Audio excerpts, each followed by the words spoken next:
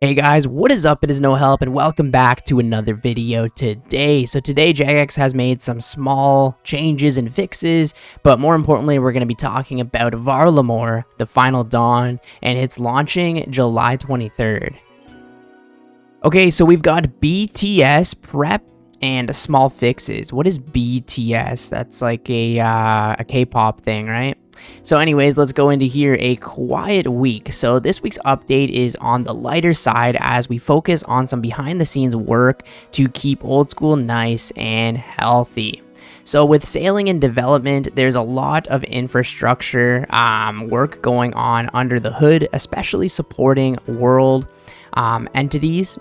The movable blocks of map that constitute boats. Supporting these require changes to how old school's game engine transmits scenery, players, and NPCs to your client. So rather than launching all these changes at once when sailing arrives, we're trickling them into the game gradually, a process that began last year. So this means that less of the infrastructure changes in a single update, so teething issues are easier to investigate and resolve. That's actually extremely smart to slowly implement these changes into the game. And, you know, sailing is going to be probably the biggest update Old School has ever had. So, you know, a couple weeks without updates, we really can't complain too much. So one example was the obscure bug where you could suddenly see players on other floors of your player-owned houses but couldn't interact with them. Since we'd only made a few engine changes, it was easy for us to figure out which one caused the bug and get it fixed. Yeah, so, you know, implement small things at a time so that it doesn't mess something up and they don't even know what's wrong, right? So this week's infrastructure update affects code that refers to your character's coordinate in game. So, that game activities will still work while you're standing on a boat instead of a normal terrain. That's cool. That's nice to know that, like, exactly what they're working on too. We've also got a couple of regular patch notes. So the crafting skill guide no longer shows thieving. That was pretty funny. And added the mage's book and Aether runes to the in-game skill guides. So we appreciate your patience as we work on all this stuff in the future, blah, blah, blah. So looking ahead, so we know you're eagerly waiting the arrival of stackable clue scrolls, the Revenant Ether changes, and the rest of Pole 84's content. These features are still on the way. In fact, we can confirm that stackable clue scrolls are on track for early July. That is extremely exciting. Clue scrolls all summer, boys. So in the meantime, we're putting the finishing touches on the first wave of our summer sweep up combat changes, which are scheduled to go live next week. Wow, that's actually pretty quick. We hope these improvements will make combat feel more consistent and a bit less frustrating overall. Nice, that's really good to know. Other than that, just some merch updates.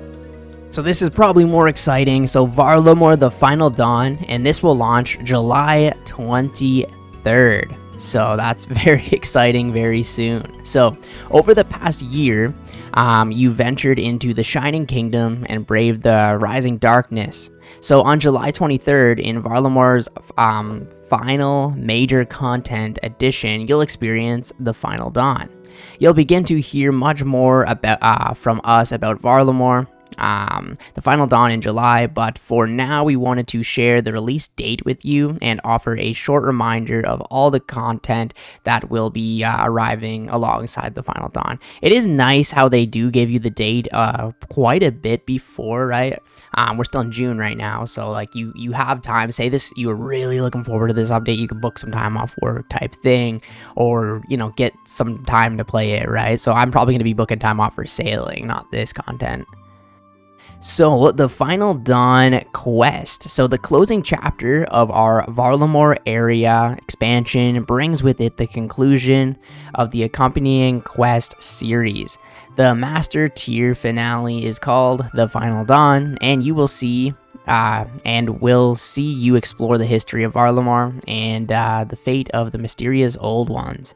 So we want you to discover the twists and turns of this thrilling story yourself, but check the quest requirements below so you can get ready to get stuck in on July 23rd. So here are the quest requirements for the Final Dawn: 66 thieving, 52 rune crafting, 52 fletching, and you have to complete the Heart of Darkness and Perilous Moons. So very low level quest requirements, I would say.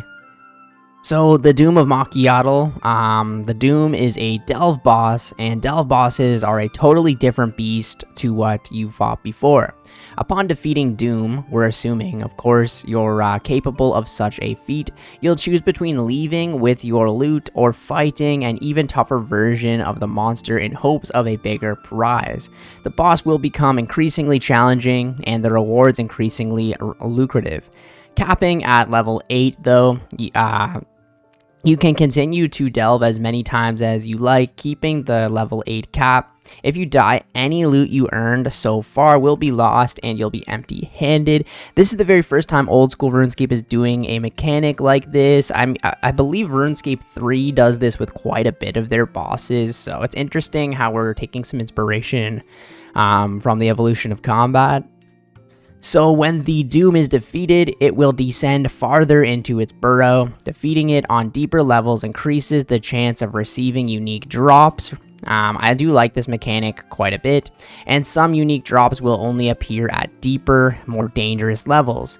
You must make all your delve progress in a single run, as returning to the surface will reset you back to delve level 1.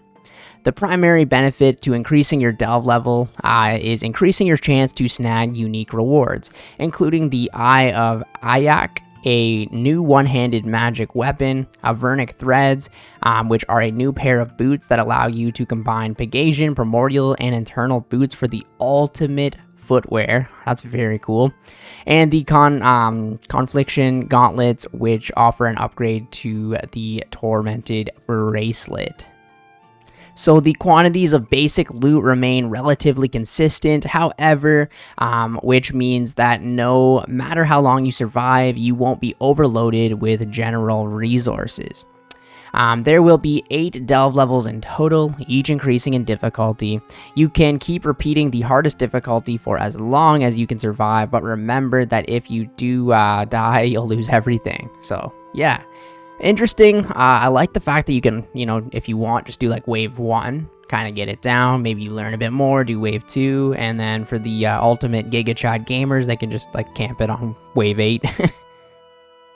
So Auburn Vale and Fletching. So if you're skilling inclined, you might want to swing by Auburn Vale. This town on the north coast of Varlamore has had some tough times, but their beautiful forests are second to none.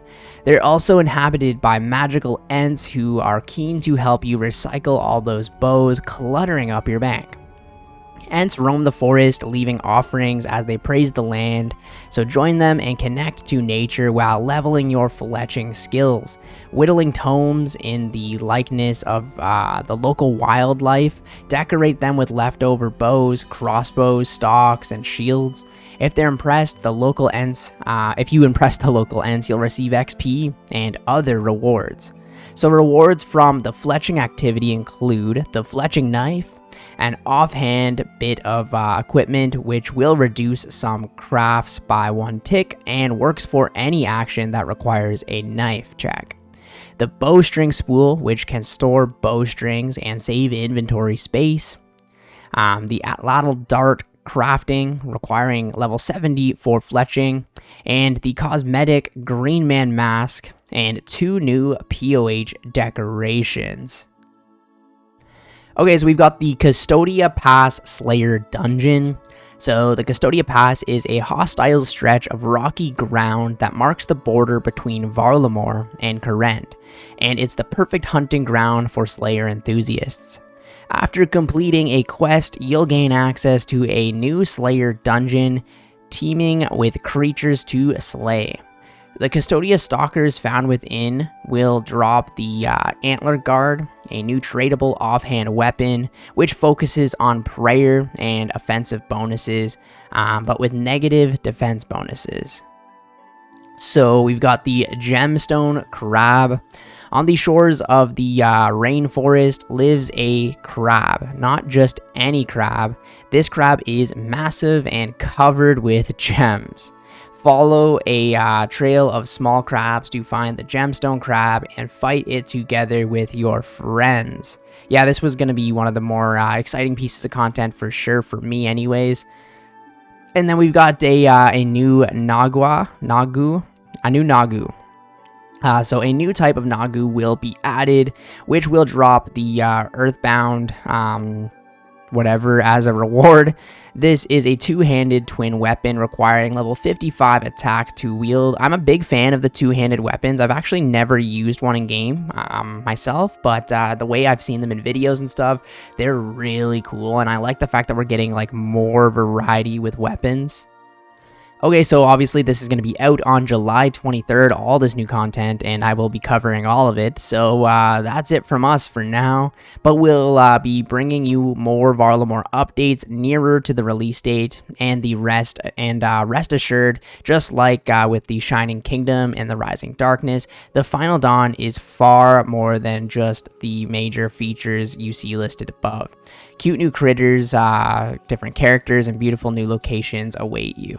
I think, honestly, probably my favorite updates in all of old school RuneScape have got to be area expansions. I don't know what it is. They just give you so much different types of content that you can do. Like when Prifddinas First came out, you know, like there's so much you can do there. There's new thieving, there was a new boss, there's a new mini game, there's a new quests and stuff like that. There's just content for days, and it's stuff that you can keep going back to, right? Like I hardly ever go to Varlamore, but it's because I'm not doing the content there, but I still go there to do my farm runs, you know, if I want to go train some thieving or something like that. If people want to go do the Colosseum, like the area expansions are just such good content for the game, and I'm honestly a huge fan of them, and they're like my favorite pieces of content in the game.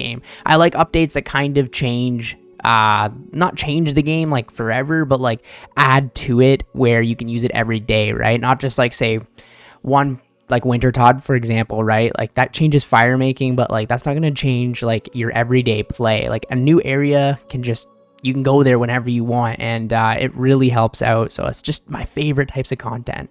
But yeah, let me know what you guys think of the updates down in the comments below. I will catch you guys in the next video. See ya later.